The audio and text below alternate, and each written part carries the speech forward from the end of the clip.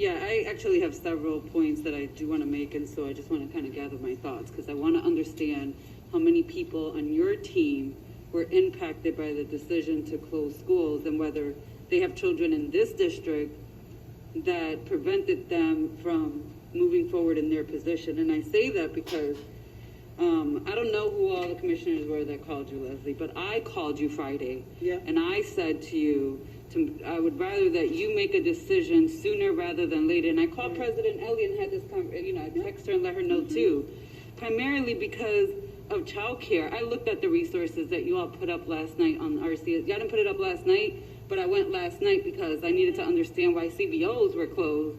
And if they're closed because COVID and we're closed because COVID, how can we operate in this half open, half closed when we do have families? We know that we have families who have children spread out in multiple schools. But I almost could not believe that we would tell our own staff that childcare could not be a reason to call in and that they needed to report when we shut down. That absolutely makes no sense to me if their child is an actual student in this district and my own child is in quarantine and I am struggling trying to get my work done and have her in that room, catering to her in a room, and also having to step out of the house for meetings and things like that. She's not allowed to be legally alone yet. So it's been a struggle trying to manage this for my own household. So then we're also putting educators and paras and TAs. And the other thing is, I just want everybody listening to understand that finding childcare and accessing childcare and then being able to afford childcare, these are layered issues. So childcare right now, it has staffing shortages, so there are less open slots. Affordability is really out the question for the majority of people, myself included. And then on top of that, it is not a quick and easy process. If I need childcare tomorrow from a facility, there's a process of applying and looking at, my daughter's information, her medical information. There's a process. She can't just start today from one day to the next. In addition to that, this surge, we are in a COVID surge, and I'm going to ask this board not to ask whether there's a feasibility for a COVID plan. I'm asking this board to demand from the administration that we have a COVID plan that is clear. We will have another surge of a variant of COVID. That is, at this point, we should anticipate that. The plan that we put out in August no longer works for this district and this community today.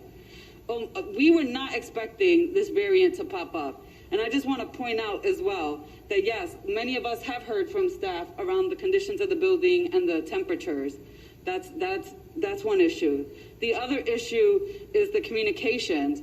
People cannot find childcare in less than 24-hour notice.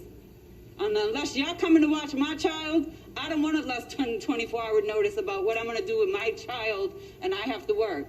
Because I know people think I have all this support, but my kids are all over the place and my man got to work and he got a job and he cannot leave his job to watch the baby, my child, while I have to do what I need to do at work.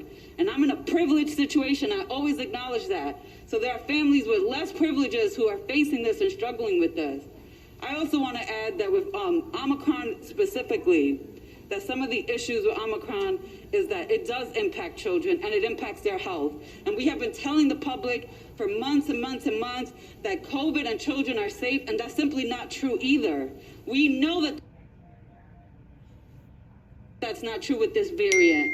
But I also have to acknowledge that nurses in our schools and our staff also need to understand that with this variant, that nausea is a sign of COVID, of this particular variant, body chills and back pain, because those are symptoms that we actually did not associate with COVID before. So we have staff, we have kids who are coming in, they don't feel good, they have tummy aches, they're going to the nurse, they're being sent back. That is a sign of Omicron for them to be testing positive. So this is a much layered issue.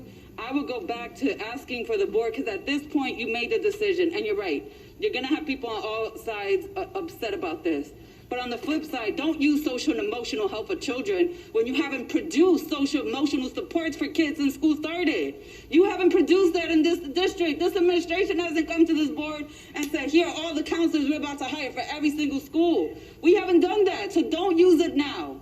And this is not long-term. I am not advocating for a long-term shutdown. I will tell ya, my own child will never let me live that down. She already is pissed off that her school was on the list of closure and her friends were on the open list. But it upsets me so much that we play this trickery in this district where we use things and uplift it when we want to push our narrative, and then we shove it down when it doesn't fit our narrative. We haven't done anything to address the social emotional needs of our kids. It is now what? January, school started in September. We haven't done anything. So I want to uplift that, because you can say we've done stuff in a newsletter and we've sent 1 or 2 people out here, but we haven't had a concrete plan to address social emotional needs of our kids. Don't use it now. And I'm going to end with this. I'm asking this board to direct the superintendent to come with a comprehensive COVID plan for our parents and this community. And that's it.